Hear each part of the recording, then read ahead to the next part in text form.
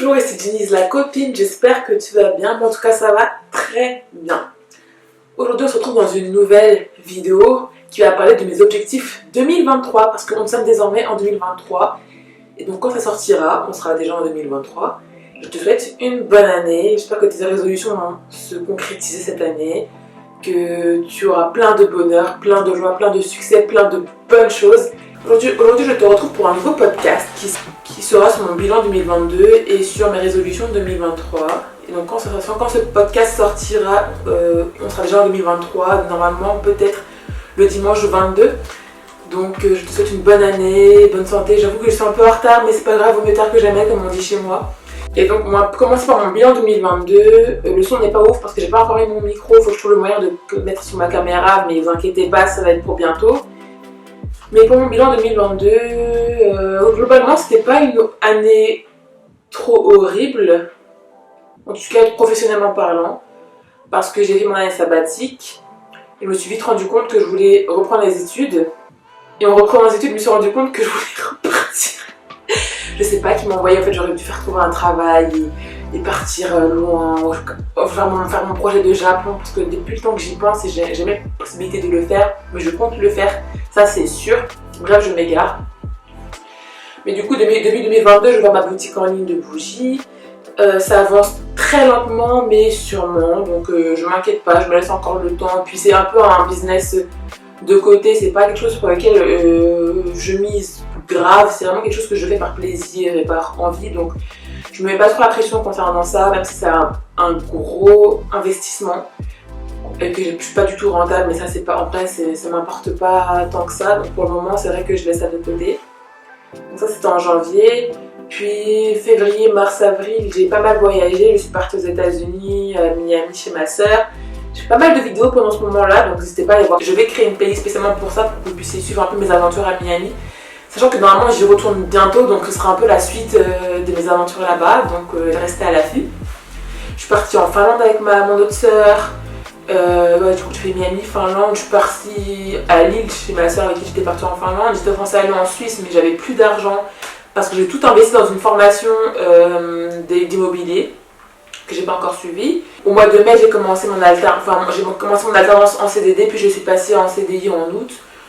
J'en parlerai aussi si besoin. Au mois de juillet, août, septembre, ma maman est tombée gravement malade, donc c'est vrai que je filmais pas forcément beaucoup à ce moment-là. Enfin, je peux quand même plus vous dire quand est-ce que c'était cette période-là, quand est-ce qu'elle est tombée malade.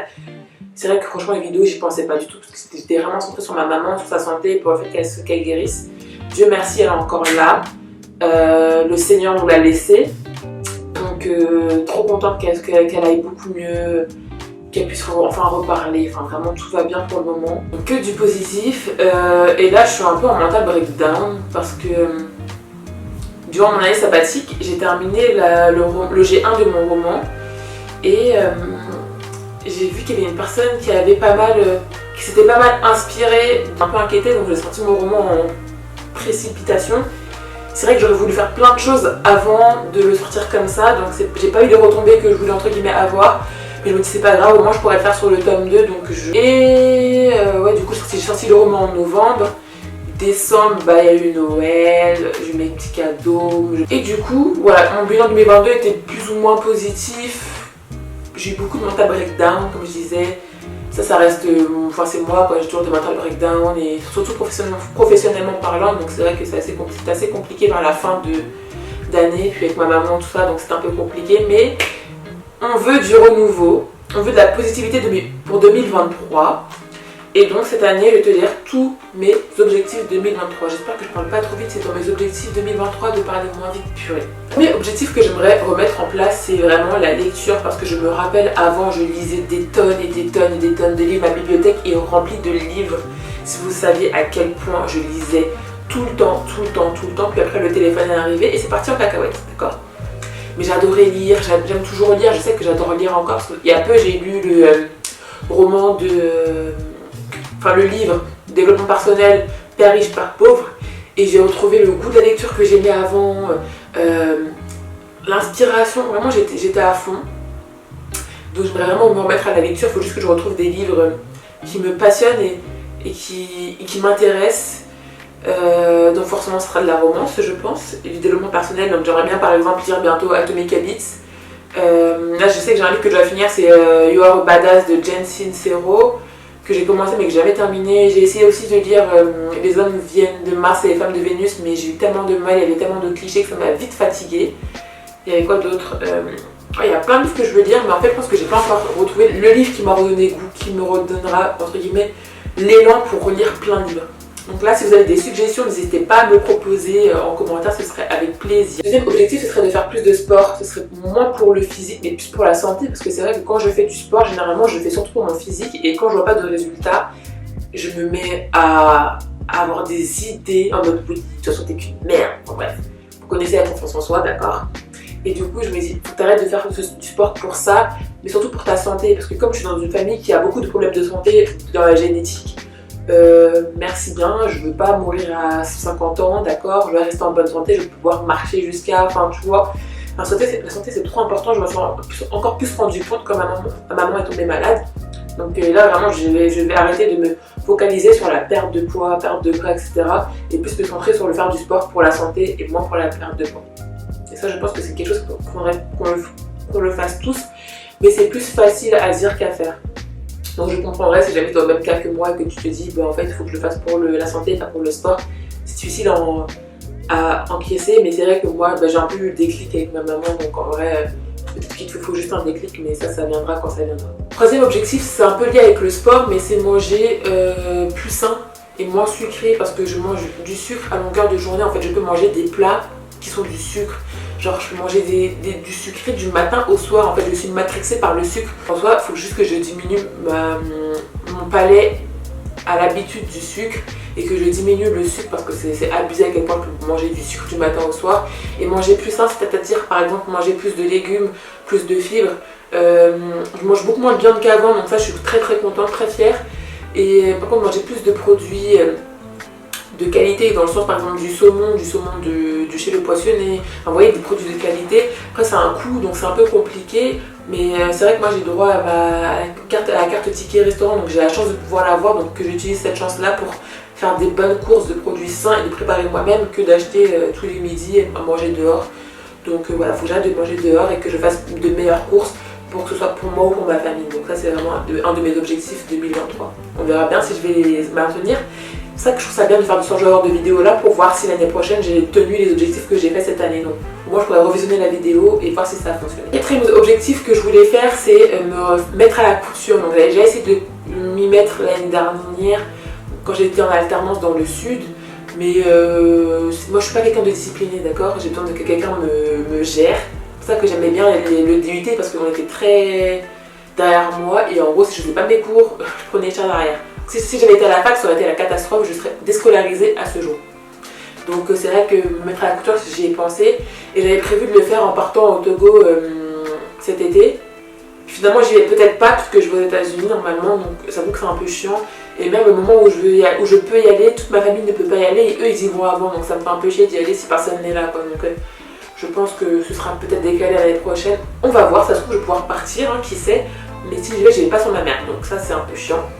Donc à voir pour la couture, mais c'est vrai que c'est quelque chose qui m'intéresse vachement. Pouvoir faire d'abord des petits projets, donc par exemple des cotons démaquillants, puis après des tote bags, puis après des petites jupes, puis après des petits hauts. Vraiment pouvoir commencer petit et évoluer pour faire mes propres vêtements, pourquoi pas. C'est vrai que faire des vêtements c'est long, mais je dis comme je suis grande, moi j'aurais des vêtements sur mesure pour ma taille, pour moi. Donc c'est vrai que ça change pas mal de choses d'avoir des vêtements bien taillés, vraiment spécialement pour soi. Donc voilà, j'ai prévu de la prendre au Togo, mais là on verra. Cinquième objectif de 2023, c'est de me mettre à fond sur TikTok. Donc j'avoue que j'étais très sceptique de l'application auparavant, j'avais du mal, j'étais un peu là en train de juger les gens qui utilisent TikTok. Puis j'ai commencé TikTok et j'ai compris. Et donc du coup, j'avoue que je suis à fond sur TikTok. Je suis pas quelqu'un qui va beaucoup consommer du TikTok, mais j'essaie de créer beaucoup de contenu par rapport à TikTok, notamment sur l'écriture, parce que c'est quelque chose qui, en fait, je me rends compte, j'ai toujours aimé l'écriture, mais j'ai juste pas assez mis en avant ce que j'aimais vraiment. Et c'est vrai que du coup, je me suis vraiment remis sur TikTok il y a un mois, et en l'espace de un mois, un peu plus d'un mois, j'ai gagné quasiment 500 abonnés, donc je me rends compte à quel point ça va vite. TikTok aussi, donc c'est vrai que c'est quelque chose qui, je pense, pourrait vraiment m'apporter beaucoup, concernant surtout mes projets. Donc voilà, je le vois vraiment surtout comme un tremplin pour atteindre mes objectifs. Et c'est vrai que pour le coup, j'aime vraiment bien TikTok. Donc autant allier le plaisir à l'agréable et faire deux en un. Donc créer du contenu qui pourrait me permettre d'évoluer et créer un contenu que j'apprécie faire. Donc franchement, je m'amuse de ouf sur TikTok et je m'amuse à un point. Vous allez aller sur mon TikTok, vous allez voir que c'est vraiment des trucs marrants. Après, est-ce que ça peut me prêter préjudice par rapport au branding que je vais avoir? Je sais pas. Mais au moins, je suis naturelle, je vais pas me forcer à quelqu'un que je ne suis pas. Donc pour le coup, je m'amuse sur TikTok, je fais ma vie. Et puis après, si on apprécie mon contenu, tant mieux. Si on n'apprécie pas mon contenu, tant pis, il faut que j'arrête de me prendre la tête sur ce qu'on va dire de moi. Vraiment, de base, surtout que de base, je m'en fous.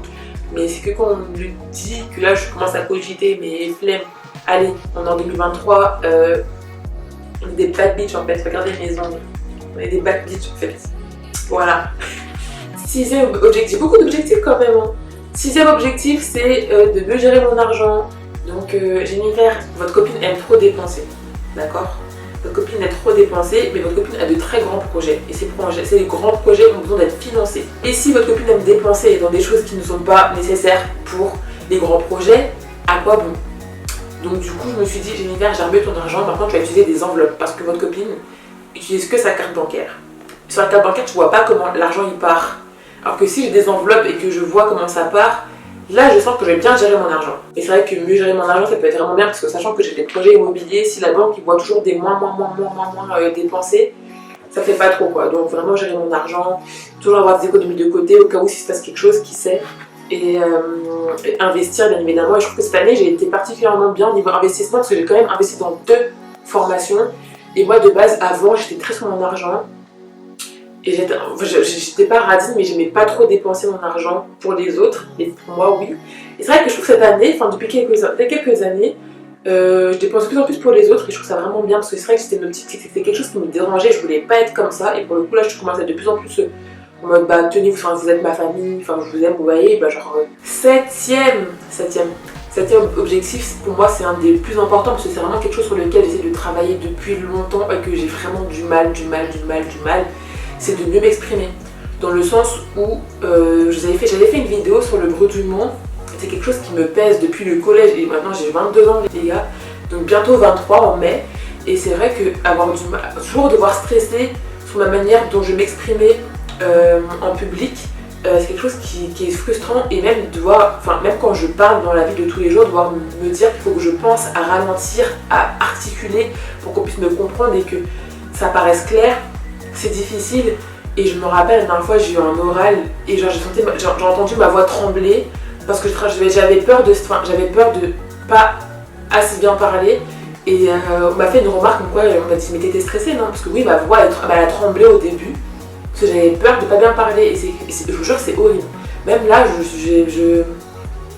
au montage je vais juger ma manière de parler et je vais me dire, ouais, purée, j'aurais dû parler plus lentement, plus ceci, plus cela. Et en vrai, c'est dur de devoir penser à ce qu'on va dire, penser à ralentir, penser à articuler en même temps. Et c'est un travail sur lequel je vais essayer vraiment d'évoluer. Et voilà, là, vous pouvez voir que ça se voit. En fait, j'ai l'impression que ça se voit quand je me force à bien parler et je trouve ça horrible. Et j'aime pas les gens qui sont pas naturels, vous voyez. Et du coup, ma manière de parler n'est pas naturelle. Et ça me frustre. Mais voilà, c'est quelque chose sur lequel il faut que je travaille. Et sur lequel je vais travailler et ça va être bien. Il ne faut pas que je bégaye. Je vais vraiment essayer de ne pas bégayer, de ne pas bredouiller, de parler plus lentement, d'articuler et faire un peu moins de wesh. Moi je ne fais pas beaucoup de base. C'est vrai que parfois je vais faire oh wesh mais il est fou.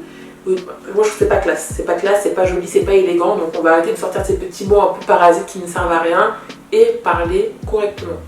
Voilà. Ça c'est mon objectif. Donc tous ceux qui essayent de me critiquer sur ma manière de parler, si elle fait dans des commentaires sur ma vidéo, j'ai auto-publié mon livre à 22 ans, ça ne sert à rien parce que c'est juste dommage de critiquer quelqu'un qui a un trouble de la parole. Donc voilà, ce que j'ai à dire c'est vraiment bas, mais c'est pas grave, on passe à autre chose. Le 8e objectif de cette année c'est d'utiliser moins mon téléphone. Donc ça pour le coup je trouve que je m'y prends plutôt bien. Et c'est le moment où j'utilise vraiment mon téléphone, c'est pour créer du contenu. Donc je trouve ça vraiment bien. Après, je traîne un peu trop sur YouTube, ça c'est moins bien. Mais les vidéos que je regarde, c'est vraiment des vidéos qui me sont nécessaires, entre guillemets, qui m'aident à évoluer, etc.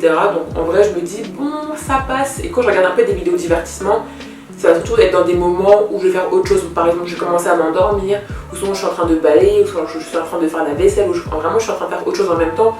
Donc je me dis c'est pas grave, au moins je compense le temps que je fais en faisant deux choses en même temps, et donc ça me rattrape.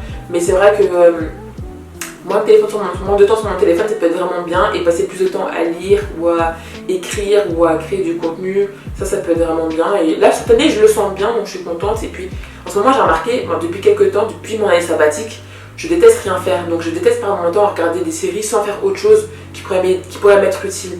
Donc ça je trouve ça à la fois bien mais à la fois moins bien, parce que du coup mentalement dès que je fais rien, ça me frustre.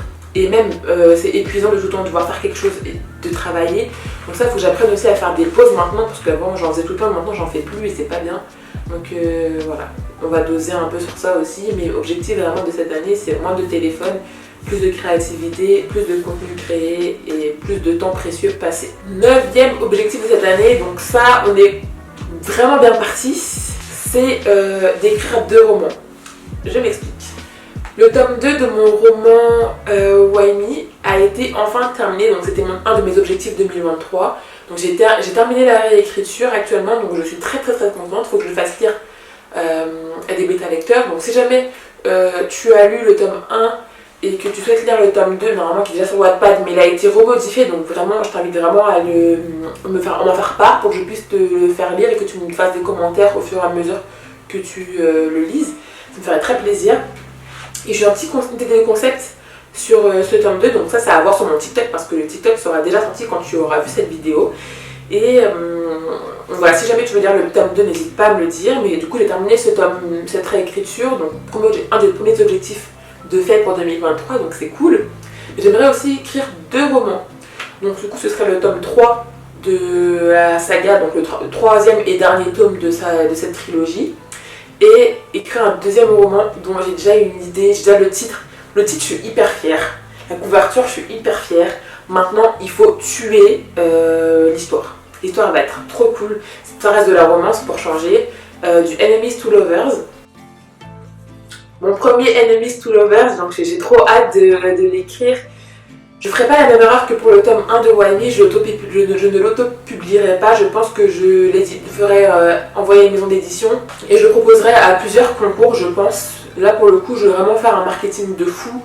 Et vraiment, si vraiment j'ai du mal à délaisser le travail que j'ai et laisser les autres gérer, je m'auto-publierai, parce que ça c'est vraiment quelque chose qu'il faut que je travaille aussi, c'est que j'apprenne à délaisser arrêter de vouloir tout gérer tout seul, parce que du coup je suis pas focalisée sur un domaine et le faire parfaitement. Donc dans le sens, par exemple pour les bougies, je fais le marketing, je fais les photos, en fait je fais tout et c'est dur de gérer, donc faut que j'apprenne à déléguer du travail et gérer mon domaine d'expertise, quoi, entre guillemets. 11e et dernier objectif de 2023. Franchement, je suis contente parce que mes objectifs, ils sont très mentaux, ils sont très dans la confiance, dans l'évolution, ils sont moins, entre guillemets, matérialistes et moins... je sais pas, j'ai vraiment une volonté d'être plus sereine mentalement et de me libérer, entre guillemets, de mes démons. Et je suis vraiment contente de ces objectifs-là. Mais du coup, mon dernier objectif, c'était d'arrêter de me mettre la pression et arrêter de me focaliser sur la réussite des autres et sur mes échecs à moi. Dans le sens où, en fait, moi, je suis quelqu'un, je me mets énormément la pression par rapport à ce que je vois des autres. C'est absolument pas de la jalousie. Forcément, il y a un petit peu d'envie, mais c'est de la bonne envie dans le sens où je me dis, il faut que j'arrive à atteindre leur réussite. Mais le problème dans cette mentalité-là, c'est que je vois leur réussite, du coup je me dis ah c'est trop bien, je suis jalouse, je veux la même chose. Mais je vais pas être là en mode en train de les dénigrer eux, en fait je vais me dénigrer moi, dans le sens où je me dis purée, voilà, regarde eux ils ont réussi à faire ça, toi t'as pas réussi à faire ça, voilà, je recommence à parler vite.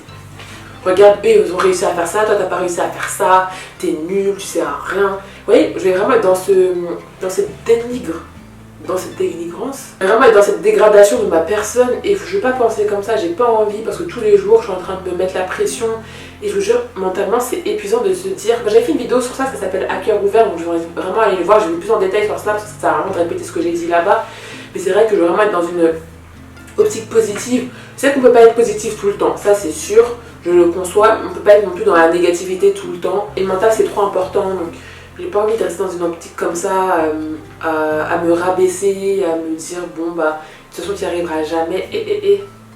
Ça on veut plus, d'accord? C'est fini, on arrête. Merci bien.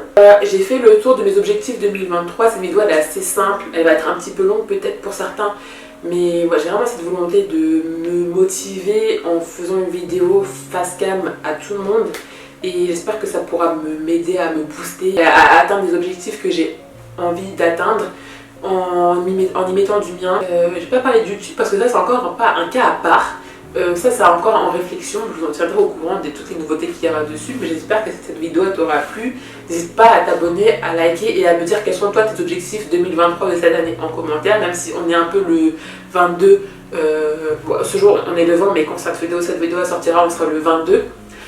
N'hésite pas à me dire tes objectifs 2023 à toi, j'aimerais les voir avec plaisir. Et sur ce je te souhaite une bonne soirée, bonne journée, bonne matinée, peu importe. Je te fais des gros bisous et à très bientôt pour une nouvelle vidéo. Ciao!